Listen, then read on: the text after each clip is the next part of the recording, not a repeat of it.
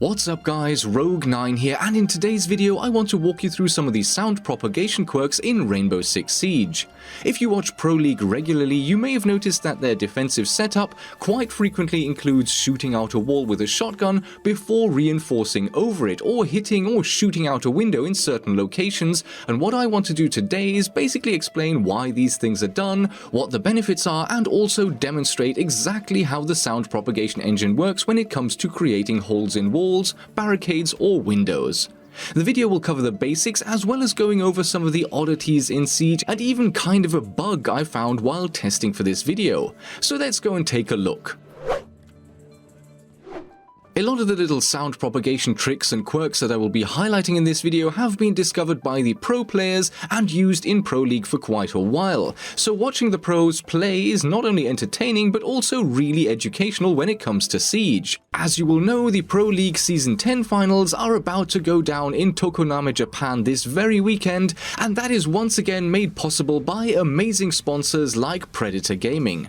They are the gaming-focused brand of Acer, and they are also the official PC and monitor partner of the Rainbow Six Pro League and Majors, and if you attended the last event in Raleigh, you might have been lucky enough to get to try out some of their unbelievable gaming hardware. I mean, check out the Thronos, that thing is insane. When it comes to gaming, Predator has you covered with top-of-the-line laptops, PCs, monitors, and literally any peripheral you can think of. Mice, headsets, keyboards, portable hard drives, chargers, and more. You can check out some of their best products at acer.com/r6. Like for instance, the Predator Triton 900 laptop that comes with a uniquely adjustable 17-inch 4K resolution IPS touchscreen display. Or maybe you're looking to upgrade your desktop setup, then the Orion 5000, outfitted with the latest GeForce RTX GPU and 9th gen Intel Core processor, is the powerhouse that will meet all of your gaming needs.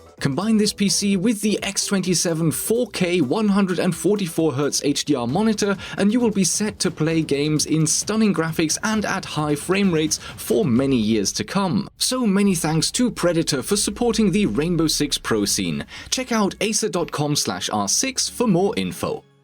Now, looking at sound propagation strats in Siege, let's start out with the somewhat counterintuitive behavior of shooting out a wall and then reinforcing over it. Why should you do this? Let me demonstrate. Here you can see a 3-armor operator moving immediately on the other side of a regular breachable drywall, and in situations like this you will basically get no sound cues whatsoever.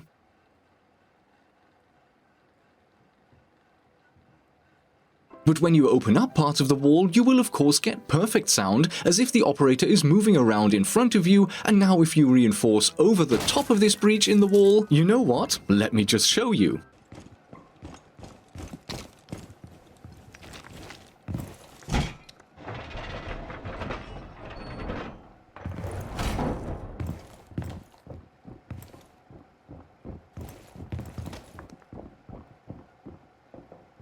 With the metal reinforcement in place, the sound is a bit muffled, but still a lot better than if you left the wall intact and just reinforced over the top of it.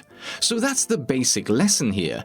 If you're ever going to be playing next to a reinforced wall and you want to be able to hear the enemy approaching from the other side, it is worth damaging the wall first before you reinforce, but there is still a little more to it than just that. Sound propagation in Rainbow Six Siege is quite complex and sometimes finicky, and in some cases it just doesn't quite work the way you would expect it to, or the way I suspect it is supposed to be.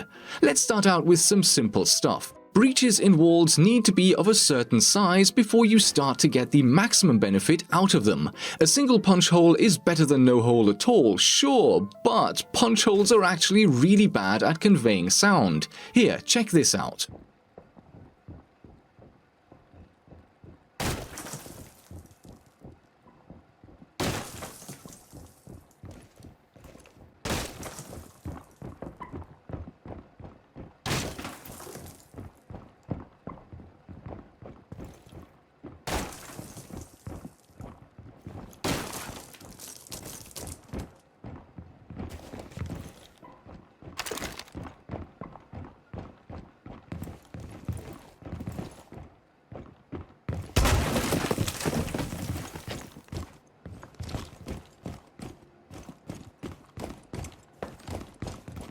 As you can see, even if you waste a lot of time putting dozens of punch holes into a wall, the sound is still muffled and you don't really get the full benefit of what a single shotgun blast can deliver in a split second. And in fact, shooting holes into the wall with regular firearms is still far better than punching holes, even if the holes end up being the same size. I tested this by shooting into a wall with a pistol, and these 3 holes are roughly the same size as 3 punch holes side by side, but if we compare the sound propagation, you will notice that the pistol holes are far more effective.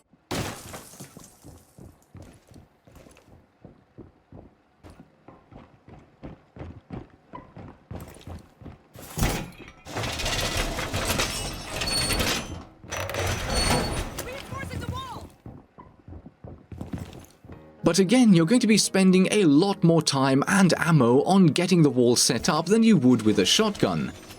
Single bullet holes, by the way, or breaches on only one layer of the standard double-layered walls we get in Siege, will not let any sound through at all. See here an example of me putting literally hundreds of holes into a wall and even some minor breaches on one side, and yet we get no sound propagation at all.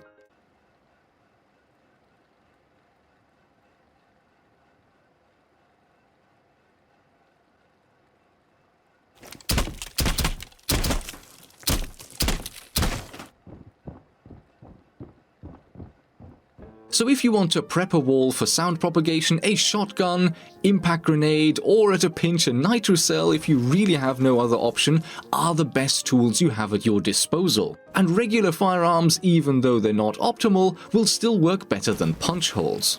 The technique of prepping a wall for better sound propagation before reinforcing is especially useful on maps where you will be bandit tricking the wall, such as clubhouse, consulate, or chalet. And so far so good, that kind of makes sense for the most part. Here is one odd behavior though that I can only describe as a bug or at least counterintuitive. On some maps, you will have high ceilings and the wall reinforcements will not reach all the way to the top of the wall. Now, if you shoot out the soft part at the top of the wall, the expectation would be for the sound to pass through there without issue, right? But the way the sound dampening effect of the reinforcement works is that it will create a barrier from floor to ceiling, even if there is a gap at the top of the metal panels. Check this out.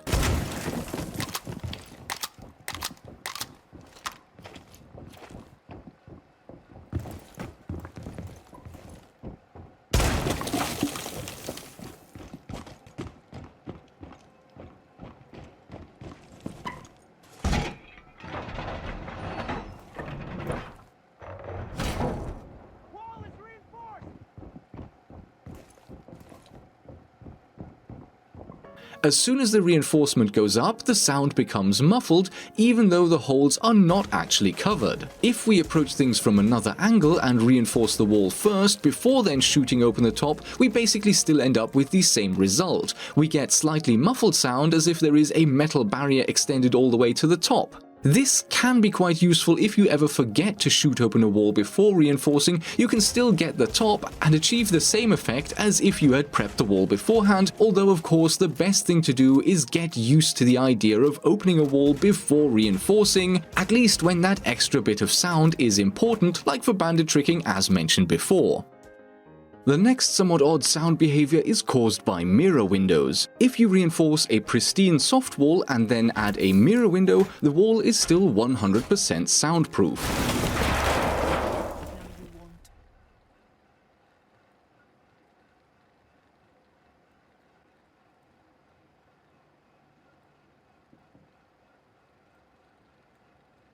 But if you shoot out the wall first and then reinforce, you first get the muffled sound as we have already established. And if you then add a mirror window, the window will actually let the sound through perfectly as if it was completely open.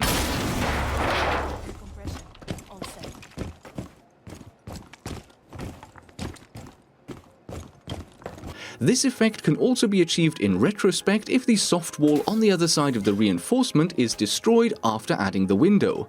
So not only will Mira let you see through a reinforced wall, she can also give you perfect sound propagation as long as you shoot out part of the wall. Next up are barricades. Whether they are on windows or doors, wooden barricades will always let some sound through, even when they are completely intact.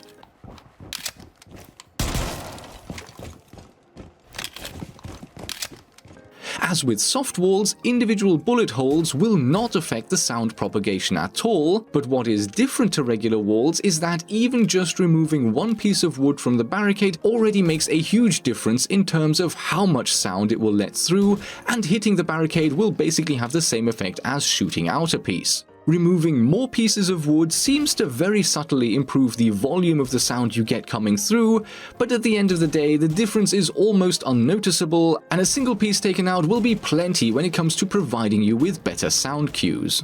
Interestingly, Castle's bulletproof panels will also let more sound through when you start punching holes in them, even though those holes don't go all the way through.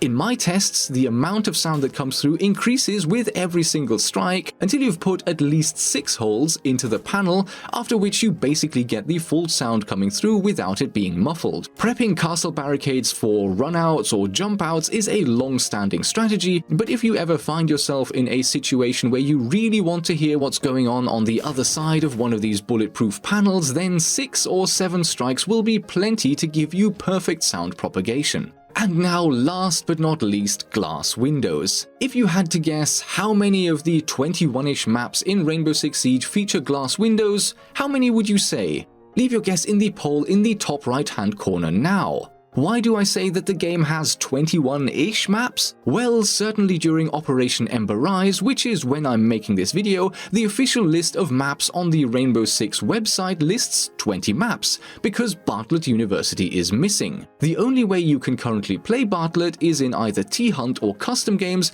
and I'm assuming that this is going to stay that way for the foreseeable future, and so it makes sense that this map is no longer listed on the website. If you look up the list of maps in the game though, you will still only find 20 maps because Theme Park has been missing for the entire season so far.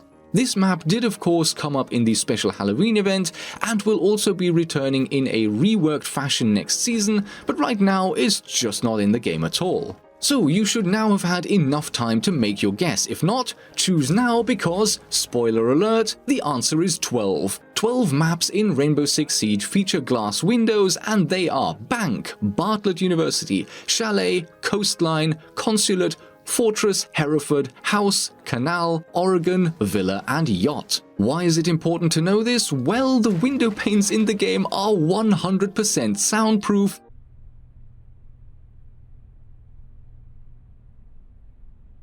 and there are many locations on most of the maps where it can actually be pretty useful for defenders to hear what's going on outside, especially when you're on the 2nd or 3rd floor and you might want to know if there is an attacker rappelling outside. The takeaway here is that if you are ever playing on one of these 12 maps and you're playing as a defender in a room that has windows leading to the outside, it might well be worth breaking the glass during the prep phase. If you do so, it will also be worth leaving a hole in the wooden barricade on the inside, because that will of course improve the sound propagation even more. Because that would be kind of counterproductive, wouldn't it?